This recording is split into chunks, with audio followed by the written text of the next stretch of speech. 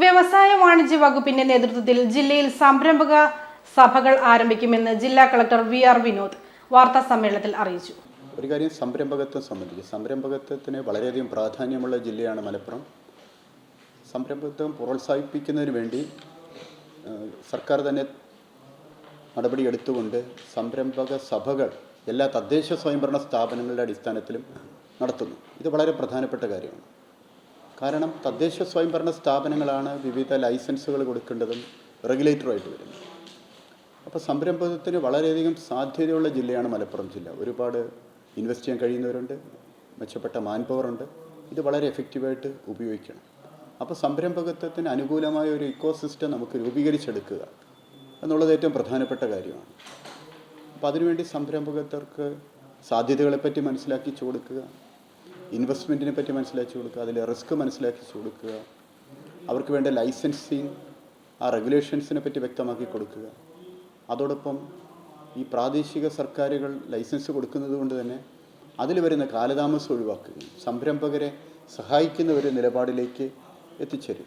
അതോടൊപ്പം തന്നെ സംരംഭത്തിൽ വരുന്നവർ പലരും പരിചയസമ്പന്നത കൊണ്ട് പല കുഴപ്പങ്ങളിലേക്കും പോകാറുണ്ട്. സാധാരണ ലോൺ സംബന്ധിച്ചും ഫിനാൻസ് സംബന്ധിച്ചും ടാക്സേഷൻ സംബന്ധിച്ചും റെഗുലേഷൻ സംബന്ധിച്ചും.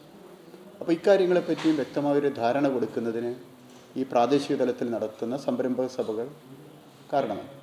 സംരംഭക വർഷത്തിന്റെ ഭാഗമായി സംരംഭകർക്ക് കൈത്താങ്ങുന്നതിന്റെ ഭാഗമായി വിവിധ വകുപ്പുകളുടെ ഏകോപനത്തിലൂടെ പ്രാദേശിക തലത്തിലുള്ള സംരംഭ ആവാസ വ്യവസ്ഥ ശക്തിപ്പെടുത്തുന്നതിന് വേണ്ടി തദ്ദേശ സ്വയംഭരണ വകുപ്പും വ്യവസായ വാണിജ്യ വകുപ്പും സംയുക്തമായി ചേർന്ന് എല്ലാ തദ്ദേശ സ്വയംഭരണ സ്ഥാപനങ്ങളിലും സംരംഭക സഭ എന്ന പരിപാടി നടത്താൻ തീരുമാനിച്ചിട്ടുണ്ട്.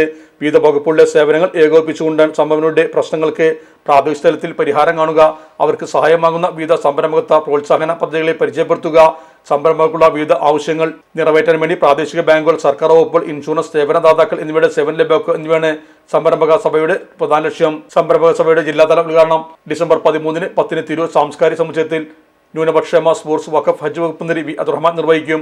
തിരൂർ എം.എൽ.എ. കുറുക്കോളി മൊയ്തീൻ അധ്യക്ഷനാകും. എം.എൽ.എമാരായ P K. Kunhalikutty, A P. Alikumar, P. Nandakumar എന്നിവർ വിശിഷ്ടാതിഥികളായി സംബന്ധിക്കും. കൂടാതെ ജില്ലാ കളക്ടർ വി.ആർ. വിനോദ് മുഖ്യപ്രഭാഷണം നടത്തും. Tirur municipal chairperson AP. Naseema സ്വാഗതം ആശംസിക്കുകയും ചെയ്യും. വ്യവസായ കേന്ദ്രം ജനറൽ മാനേജർ ദിനേശ് ആർ. വിശോധന നടത്തും.